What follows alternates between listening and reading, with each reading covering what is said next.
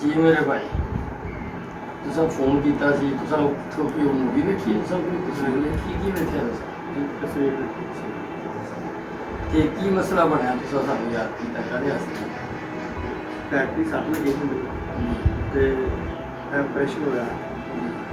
जो ऑपरेशन होया तो सिविल अस्पताल कराया ठीक है तो दवाई को नहीं भी आती तो दवाई जो है ना वो नहीं भी आती कि की नाम है मेरे भाई का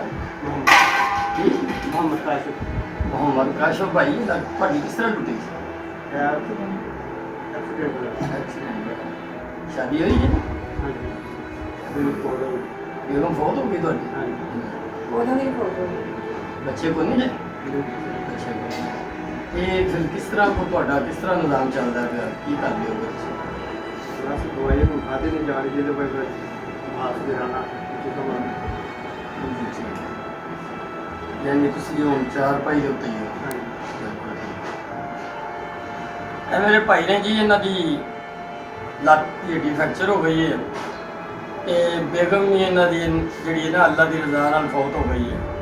ਇਹ ਕਰ ਕੱਖ ਨਹੀਂ ਸਕਦੇ ਤੇ ਆਪਣੀ ਦਵਾਈ ਦਾਰੂ ਤੋਂ ਵੀ ਜਿਹੜਾ ਨਾ ਤੰਗ ਨੇ ਤੇ ਜ਼ਾਹਰੀ ਗੱਲ ਹੈ ਜਿਉਂਦੇ ਹੋਇਆ ਬੰਦੇ ਨੂੰ ਚੱਲਣਾ ਤਾਂ ਬਹੁਤ ਲਾਜ਼ਮੀ ਹੈ ਨਾ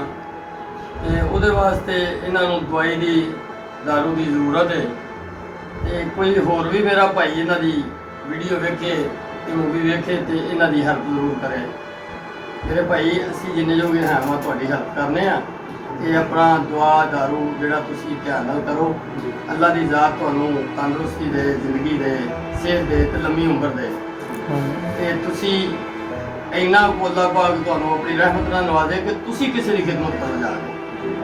ਠੀਕ ਹੈ ਜੀ ਆਮੀਨ ਉਹ ਮੇਰੇ ਭਾਈ ਇਹ ਅੱਲਾ ਦੀ ਤਰਫੋਂ ਤੁਹਾਨੂੰ ਤੋਹਫਾ ਆਇਆ ਹੈ ਤੇ ਇਹਨੂੰ ਕਬੂਲ ਕਰੋ ਤੇ ਆਪਣਾ ਦਵਾਈ ਦਾਰੂ ਕਰੋ ਤੇ ਖਾਓ ਪੀਓ ਤੇ ਅੱਲਾ ਨੂੰ ਯਾਦ ਕਰੋ ਤੇ ਉਹਨਾਂ ਦੇ ਹੱਕ ਅੰਦਰ ਦੁਆ ਕਰੋ ਕਿ ਜਿੰਨਾ ਇਹ ਪੈਸੇ ਤੁਹਾਡੇ ਵਾਸਤੇ ਪਹੁੰਚਾਏ ਨੇ ਅੱਲਾ ਪਾਕ ਉਹਨਾਂ ਦੇ ਆਪਣੀ ਰਹਿਮਤ ਕਰਨ ਉਹਨਾਂ ਤੇ ਆਪਣਾ ਫਜ਼ਲ ਕਰਨ ਤੇ ਦਿਨ ਦੋਗਣੀ ਤੇ ਰਾਤ ਚੌਗਣੀ ਤਰੱਕੀ ਦੇਣ